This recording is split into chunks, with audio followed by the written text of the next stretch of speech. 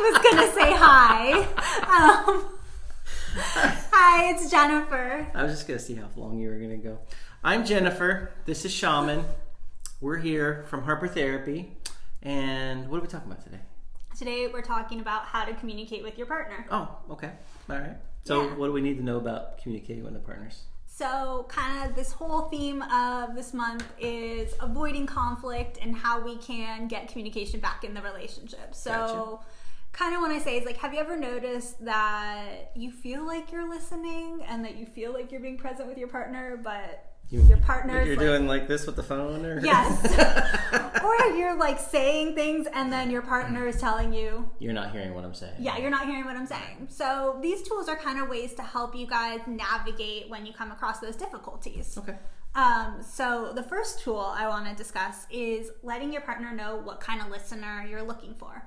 Okay. Or if you're the speaker, let your partner know what kind of listening you would like. So I learned this from actually RLT Terry Real, and he said break it down into 3 types of listening.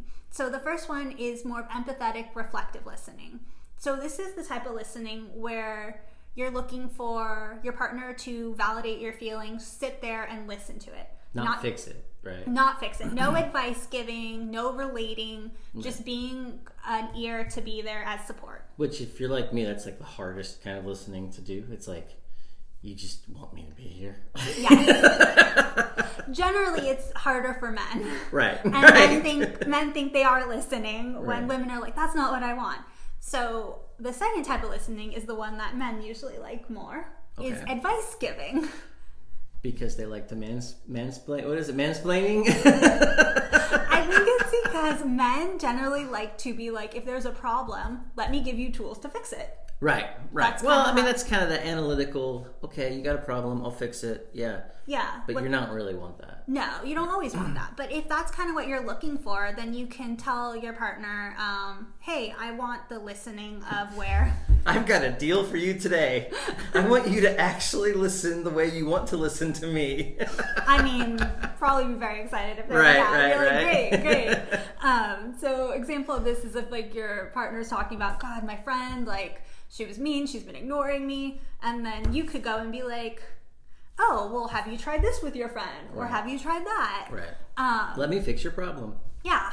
So this listening is usually easier for people to do, but it also helps set a guideline. The last one is sharing similar experiences. So this is the type of listening where someone's talking about something and they want you to share, like, have you been in similar experiences than me? So like if my friend is ignoring me, have you ever had this happen to you? It's kind of like a validation, I'm not alone in my feelings type thing. Right, but this isn't like the one-up kind of thing, like, oh, you think that's a bad story, here, Yes. It's not that. No, no, it's more like relating, like, oh, I've been there as well, and if you want them to share their experience, you'd be like, yeah, please share their experience with me. Right, gotcha. Yeah. So that's how you explain to your partner what you're looking for in someone to listen to me. Yes. So that's one kind of tool that I like to throw out there. Okay. The second tool is when your partner is talking about something that they're upset with you about. So this is going outside of the listening. So let's say your partner's coming to you, kind of maybe he's starting with the feedback wheel or she's starting with the feedback wheel, or they're last week. I like where you're going. You're like building on this whole thing, huh?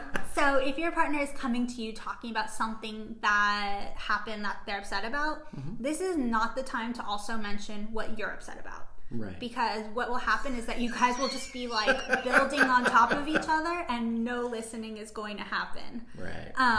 So an important thing to do is during this time, make sure you're validating, letting your partner know you heard what they're saying. Being like, I hear what you're saying. I hear that you're frustrated. I hear that you're sad.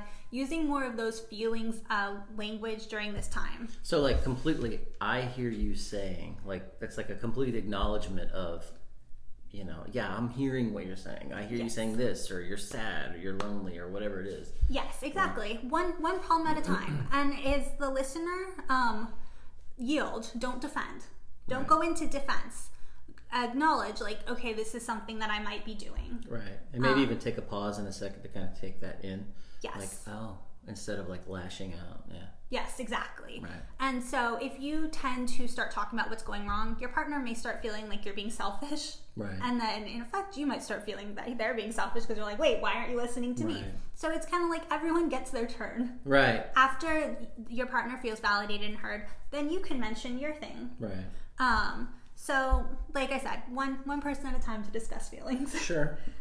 The third tool is, as the speaker, make requests, not complaints. Right, and I think we've talked about this a few times about requests, and requests are like really important when it comes to couples communicating. Yes. Because otherwise, it just comes off as like you bashing the other person. Exactly. And the person's going to be more defensive if you're like, you just leave the dishes out all the time. Right. And it usually has that like you always, you never. Yes, right. Those like absolutes. Right. So for this tool, it's like when you are trying to tell your partner what is something you want differently, don't say, I hate how you do this. Ask them. Be like, would you mind when you get home, please putting the dishes in the dishwasher? Right. That's going to come off a lot better than you always leave the dishes in the dish in the sink. Why do you do that? Right. I personally wouldn't like that. If you're asking me why am I doing that, I'll tell you why I'm doing it. Which isn't quite what you're looking for. Let me tell you. And of course, if you're going from request to complaint, I always suggest starting with an emotion, letting them know how you feel versus going into it. So those are my 3 tools. Awesome. And you got to understand, like in all of this, it's communication ultimately between 2 people. Yes. So you might not necessarily get the answer you're looking for back every time. Mm-hmm. You might not even be in a situation where the other person's receptive to what you're hearing. Exactly. So you got to kind of be aware of all that. Like, when you are doing that, hey, I need this kind of listener today. And if that person's not in that moment, then it's like, okay, let's put this off. Yeah, right? Exactly. I mean, if that's what you need, if you need someone that's going to communicate to you that way, or you need to communicate to someone that way, it needs to be the appropriate time. Mm-hmm. So, you just always have to kind of account for the fact that communication is 2 people, and it doesn't always go the way you want. Yeah, how frustrating is that? Yeah, right? But these are some tools and some tips that Jen's been working on all month long for us, and we have a few more of these, right? I think we have one more. I think we have one more, or however many more we're going to do about this.